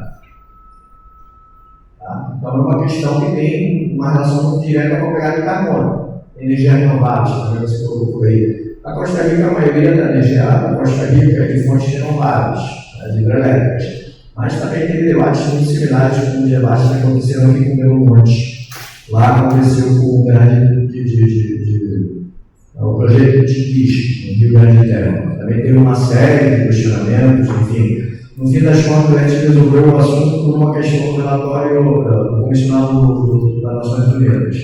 Por uma questão do 169 da OIT, que não houve consulta a populações indígenas. Mas o projeto estava encaminhado, sem importar, sem nenhum tipo de reparo ou observação com com relação a questões ambientais, sítios arqueológicos, enfim, o que era determinante era o interesse público que foi definido por questões de interesse econômico e turístico. Quer dizer, esse tudo, gostaria de dizer. Então, é uma questão que é complicada, porque além do mais, as questões ambientais são globais, né? E tributação vem na Costa Rica, por exemplo, não é debatida. É isso. Basicamente, se essas questões eu poderia colocar, suas perguntas são muito pertinentes, daí para praticamente a gente conversar por mais de 45, 50 minutos. Se a gente está analisando, por exemplo, resoluções do Tribunal Constitucional que falam de tira ambiental, né? Quando você fala de informação, participação pública ambiental, eles falam que esses direitos não são direitos fundamentais e que poderiam eventualmente provocar questões de tira ambiental. Então, o que importa é a técnica e a ciência, né? Mas aí seria um debate praticamente para a gente fazer em outro momento com relação às grandes direções que estamos tendo em matéria ambiental na Costa Rica, não apenas por questões normativas, mas também por um judiciário que adota uma visão meio conservadora das questões ambientais. Obrigado pela pergunta, é um prazer, justo, por ali.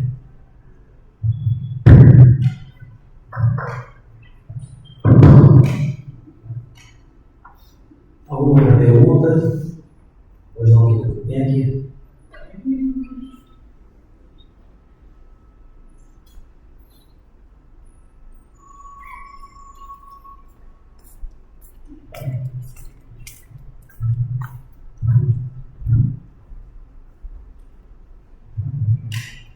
Bom dia, meu nome é João, sou do 7º período. O meu estágio é na área de tributário e a gente trabalha bastante com essa parte de transição energética. E aqui no Brasil a gente tem bastante isenção de impostos, linha de crédito, e a minha pergunta é até que ponto essa renúncia fiscal para o Estado é interessante do ponto de vista de sustentabilidade. Porque assim, para a empresa, é claro que é ótimo, mas no momento inicial o Estado ele vai abrir mão de arrecadação. Então, assim, até que ponto essa renúncia é interessante para o Estado? Obrigado. João, excelente pergunta. A questão da tributação ambiental é uma questão que me apaixona. Eu fiz meu doutorado de Direito Público na UERJ e a minha tese foi exatamente sobre isso. O título da minha tese foi Reflexões sobre as possibilidades de gerenciamento dos sistemas tributários na Costa Rica do Brasil. Essa pergunta é muito complexa, porque tem várias questões para ser colocadas. A primeira delas é que você, para fazer uma reforma tributária ambiental, você tem que mexer em toda a estrutura do sistema. Então, já no contexto da realidade latino-americana, é difícil, né, fazer uma reforma tributária sem introduzir a variável ambiental. Agora, imagina introduzindo a variável ambiental, porque isso vai te exigir uma lógica de reformulação total da receita, ou na Costa Rica a gente chama de administração tributária. Começando por aí. O segundo ponto que a gente teria que debater é a abrangência da reforma. Se você quer uma reforma tributária ambiental parcial, que ela vai ter esses efeitos extrafiscais que você falou, né, de redução de alíquotas, de estabelecimento de isenções. No Brasil, você tem o caso do ICMS ecológico, tem alguns incentivos para matéria reciclada no Nordeste, no Ceará, tem exemplos muito interessantes. Ou, se você quer uma reforma tributária integral, como aquela que foi feita nos países nórdicos, que você já não trabalha com efeitos extrafiscais, você trabalha com finalidades extrafiscais. A diferença parece pouca, mas é muito grande, porque aí você já falaria de imposto ao carbono, de taxas ambientais, Então, no caso brasileiro, inclusive, isso exigiria pensar, inclusive, em mexer muito na Constituição, né? Porque o sistema de vocês, a Constituição é bastante analítica. Então, há uma necessidade de fazer com que a Constituição brasileira tenha de fato geradores, assim de combustíveis, por exemplo, pelo outro caso. Agora, recentemente, teve 2 anos que o Brasil permitiu, com a questão das mudanças climáticas, introduzir a questão tributária para trabalhar com a questão das mudanças climáticas. O Brasil tem muito trabalho sobre isso, inclusive fazer um pequeno comercial. A professora Ananice Carlos, junto com outros colegas, vai lançar um livro agora no segundo semestre, que eu tive o prazer e o orgulho de participar, sobre tributação ambiental. Tá? E tem muita doutrina aqui no Brasil, tem um outro comercial que eu livro pela Saraiva, de 2014, sobre essas questões, mas o debate na América Latina passa pelo mesmo problema que a gente comentou na aula da pós sobre cidadania. A América Latina tem problemas tão urgentes sobre desigualdades sociais que a questão da tributação ambiental acaba meio que sendo jogada para depois sempre, pela complexidade que existe. Porque tributação ambiental não é você estabelecer mais tributos, é você diminuir os tributos que já existem, como você falou. E isso aí tem consequências também para o Estado, do tipo de Estado que você quer. Seria você diminuir os tributos sobre o capital, sobre previdência, né, sobre o trabalho, para reduzir tributos, né, orientados pelo impacto ambiental. E o problema é que as questões ambientais elas têm uma poluição ainda mais difusa, né, que complica ainda mais a tarefa. Então, na América Latina, até agora, não temos um exemplo de um país que tem implementado uma tributação ambiental aos 30%. Na Costa Rica, por exemplo, existe um imposto sobre os combustíveis. Mais uma vez, uma publicidade que não é tão correta. Aí o pessoal fala que essa aí é esse imposto ambiental. Não é um imposto ambiental. Porque o que ele faz, na verdade, é pegar um pouquinho da receita, se não me engano, é 5%, e esses 5% ele vai para ajudar no financiamento do PSA. Mas não é um tributo ambiental. No fundo, o fato gerador continua sendo que você vai no posto e encher seu tanque de gasolina, né? Entendeu?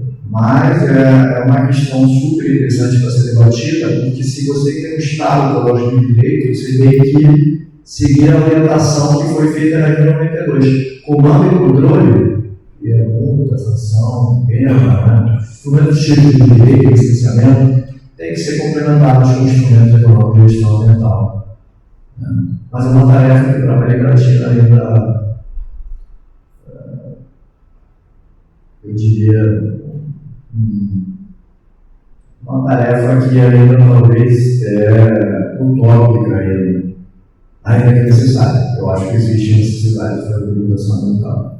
Aí você teria que dialogar. Porque na verdade o tributo ambiental, já estou finalizando por ele, o objetivo dele é você não pagar tributo. Se você pagar muito tributo, o tributo não funciona. É tipo, eu vou estabelecer um tributo para você não ter um incentivo para fumar. Se você continua fumando, é porque o tributo não funciona. Muito boa a sua pergunta. Daí é praticamente até uma leitura sobre tributação ambiental. Então, interessante, não sei se você, teu estágio está acompanhando, nós vimos sim, né? As proposições legislativas e as leis, né? Como é que saem? Eu escrevi um artigo que deve sair daqui a uns meses num boletim espanhol, que é um panorama das políticas públicas ambientais e é uma ótica comparativa, né? Então, está em espanhol, mas eventualmente nessa versão em português também.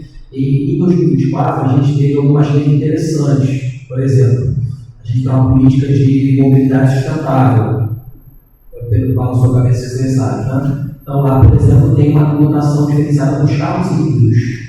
Um exemplo. Um carro híbrido não necessariamente é uma opção mais sustentável, menos aí o carro elétrico. Por quê? Se eu estou rodando com um carro elétrico, ele consumiu uma série de minerais raros para ser feito, para ter aquelas baterias e armazenar aquela energia. Se eu carrego uma tomada e essa energia vem de uma termoelétrica, por exemplo, eu estou poluindo 3 vezes mais. Eu estou poluindo, eu carreguei para a termoelétrica, e eu estou poluindo porque, para esse mineral raro que compõe a bateria dele ser feito, muito provavelmente esse mineral está onde? No meio de uma área com floresta, eu tive que tirar a cobertura vegetal para fazer aquela mineração. O Brasil está fazendo uma reforma tributária e a gente está perdendo a oportunidade de incluir aspectos ambientais. Então, a gente dá exemplos práticos, né? A questão do carro. Então, os carros têm IPI reduzido, né, pela cilindragem do motor. Mas muitas vezes, né, os carros não têm o seu IPI reduzido condicionado a uma contrapartida ambiental mais consistente, embora a gente tenha um programa de controle de emissões, né, que tem resoluções que são atualizadas periodicamente e que periodicamente se estabelece que o carro com cilindrada já tem tantas emissões, só que na prática, até muitos anos atrás, já não sei, já perdi a linha do tempo, né, você fiscalizava o seu carro, levava ele pedrando anualmente e o cara ia lá com o sensor e botava no teu escapamento, você acelerava, se o carro estivesse acima do limite, você não tinha o documento renovado da licença do carro. Agora isso acabou.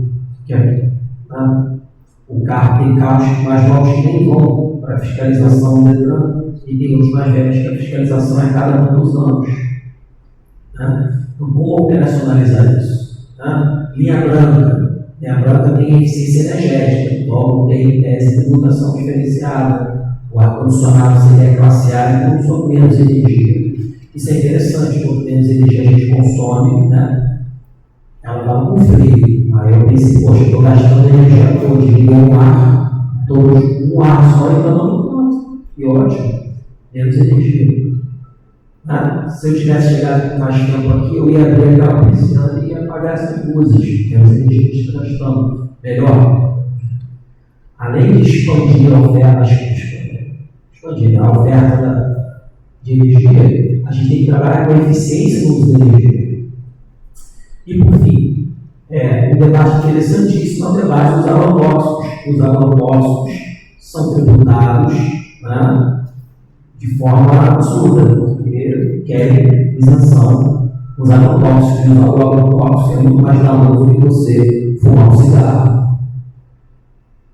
O cigarro, se você para de fumar, depois de 10, 15 anos de fumo, está limpo. Principalmente quando você é jovem, desde que você não fume aquele maldito vapo, aquele cigarrinho eletrônico, esse aí arrebenta muito bom para sempre.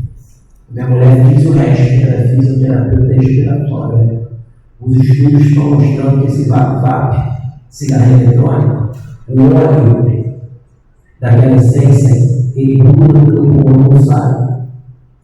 Então, se o cigarro tem uma tributação, e por isso que o vapo, o cigarro eletrônico tem proibido pela Anvisa, e já tentaram regular essa proibição muitas vezes, porque eu vejo que o mercado tem o vapo.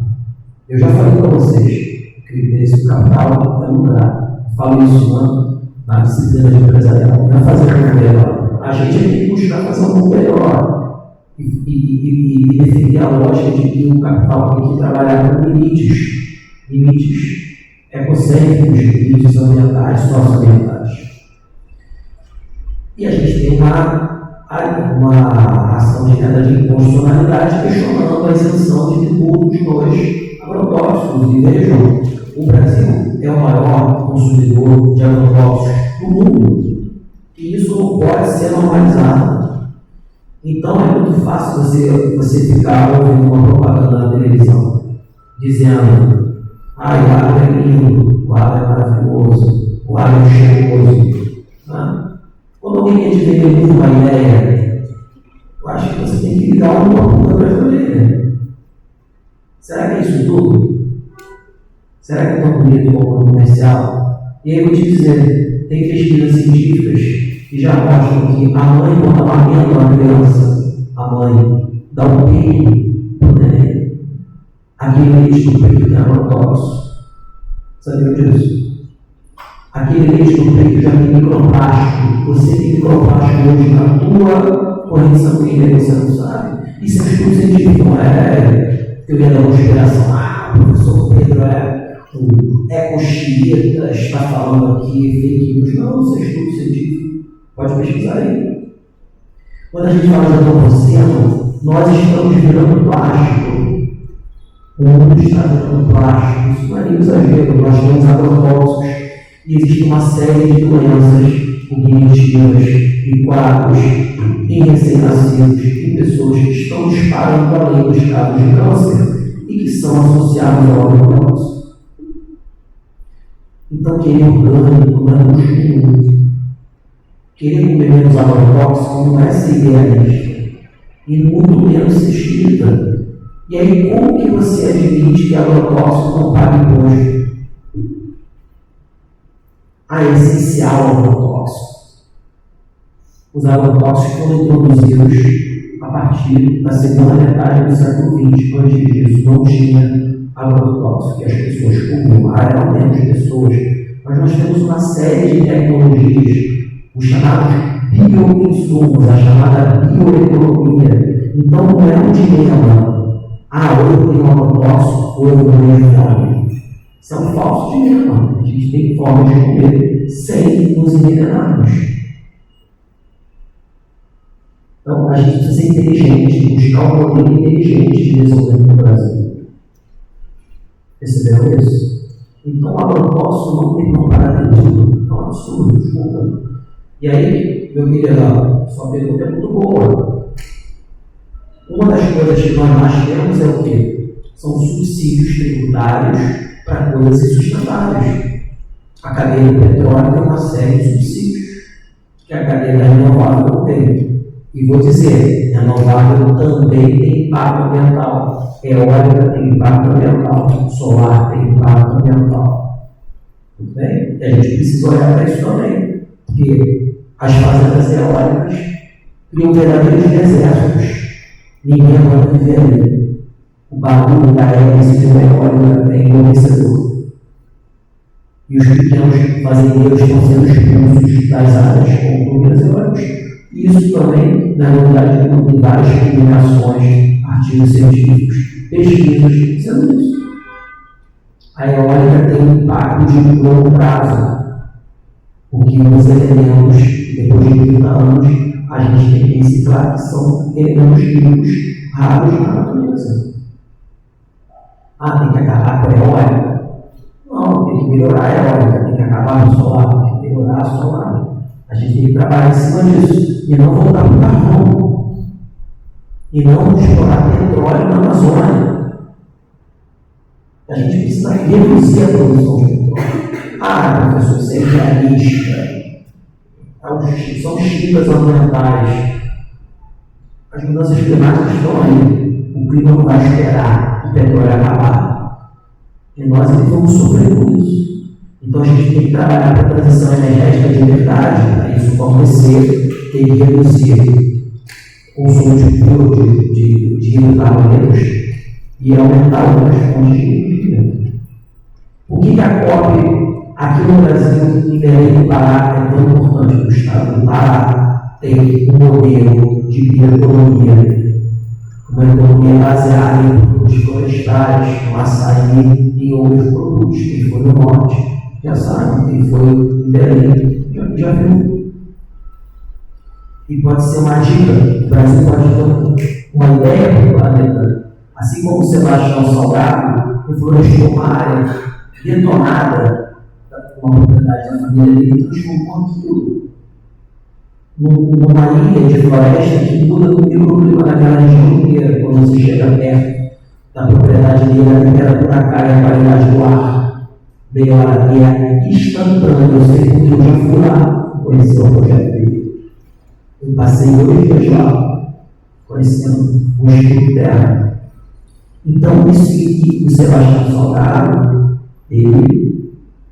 o projeto, ele não foi a falência fazendo aquele projeto, pelo contrário.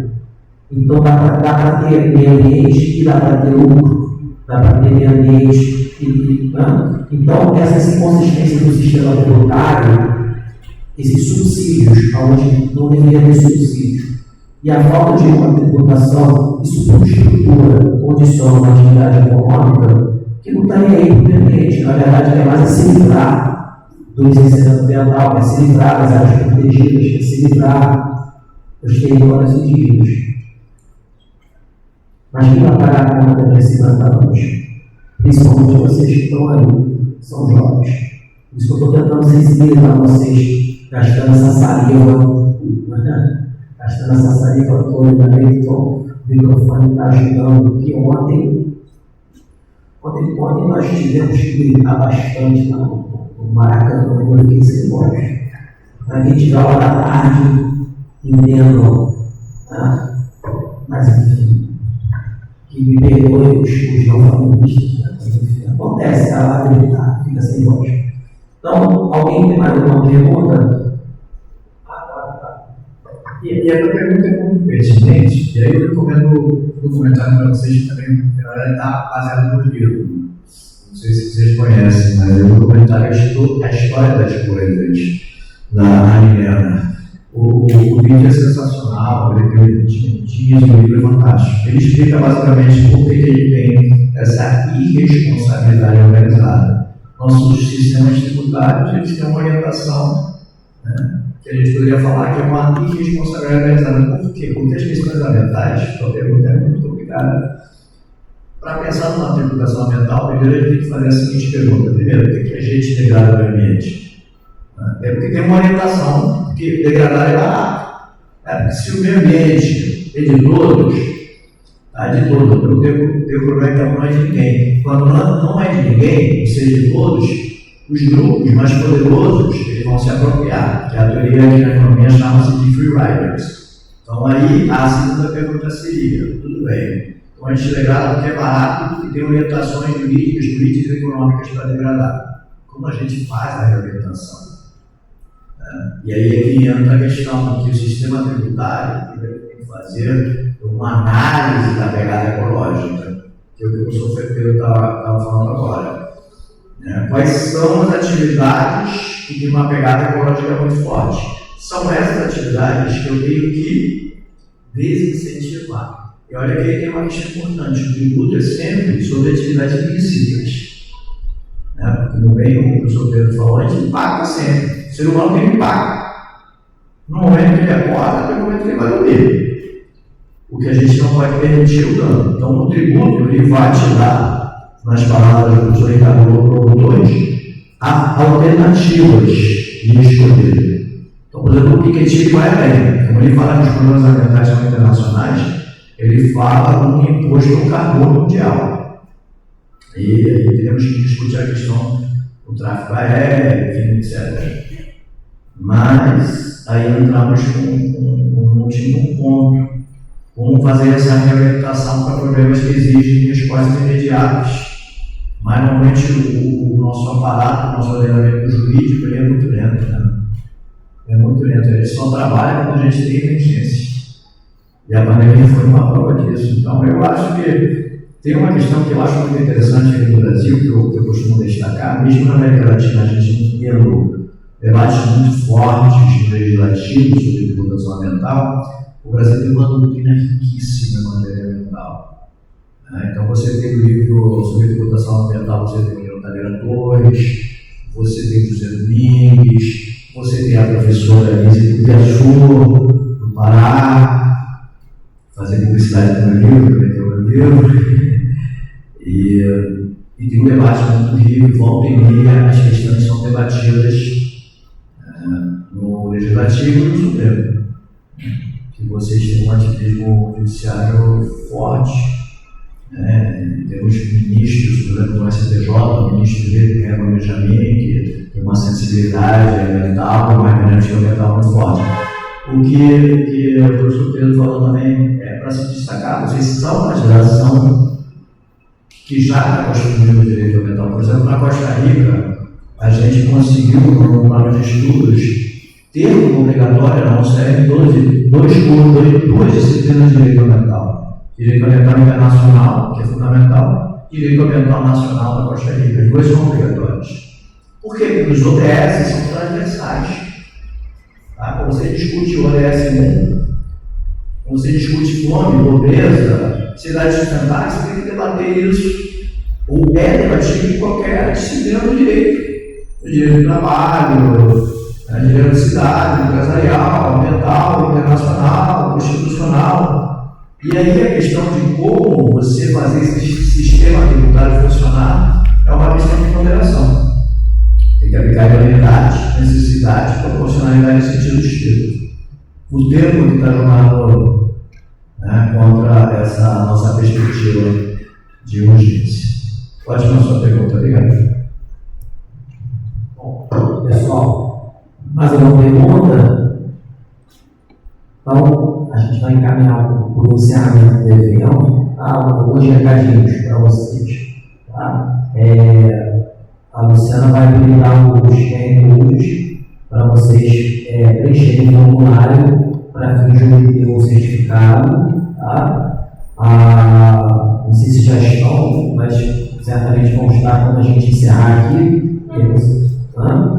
E outra coisa, aproveitando, se você de repente se interessou, entendeu que isso é importante para a sua vida e quiser saber mais, a gente tem algumas iniciativas, porque aqui o violão não é uma disciplina obrigatória, a gente tem professores excelentes, mas é uma disciplina eletiva. Tá? Então, eu tento dar minha contribuição aqui também. Então, semana que vem a gente vai aproveitar, o supervisor vai estar aqui para estudar mais um pouquinho de conteúdo dele. Sexta-feira, dia 6, 14 horas, e uma professora chilena também, a professora Taeli Gomes, da Universidade da Atacama. Ela não fala português, já vi isso. Tá? Mas aí vocês vão treinando o espanhol de vocês. Tá? E isso, para quando for para a Costa Rica. E vai começar em julho um curso, tá? Um curso que vai falar sobre a questão da segurança alimentar. Deixa eu pegar aqui uma colinha, porque eu não tenho nome de cabeça. Mas não vai. Eu vou botar isso. Fiquei nervoso.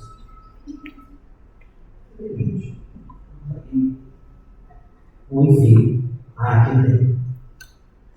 Ó, da Terra ao Prato, que é o curso de extensão, tá? Então a gente vai ter aulas sobre direito constitucional e alimentação, nutricídio e desinformação, introdução problemática dos agrotóxicos, impacto dos agrotóxicos no meio ambiente. Então, curso interdisciplinar, esse curso vai ser dado por mestranos do programa, certo? E tem a coordenação da professora Fernanda Almeida e minha, embora o papel principal da coordenação seja da professora Fernanda, e os mestrandos são a Michele e o Gustavo Rangel, certo? E aí a gente tem um calendário de aulas. Quem tiver interesse, as aulas vão ser dia 9, 16, 23 e 30 de junho. Segundas das 14 às 16. Tá? Se vocês tiverem essa brecha no horário de vocês e quiserem participar, o curso para vocês é aberto e é aberto para todo mundo, alunos da UF e não alunos da UF também podem se inscrever e podem participar. Então, Luciana quer falar alguma coisa? Não, só avisar para olhar o e-mail, que o certificado chega por e-mail, às vezes vai para o spam, porque é o Event 3. Tá, então passar as palmas para a Luciana. Agora o programador, nós estamos brigando para ter mais pessoas na secretaria, porque ela basicamente é um exército de uma mulher só, né? E ela dá conta, mas é coisa pra caramba. Tá? O programador, vamos ter mais pessoas na secretaria. Queria agradecer a vocês. Tá? Muito obrigado. E vamos dar o evento por encerrado. Obrigado, pessoal. Boa tarde.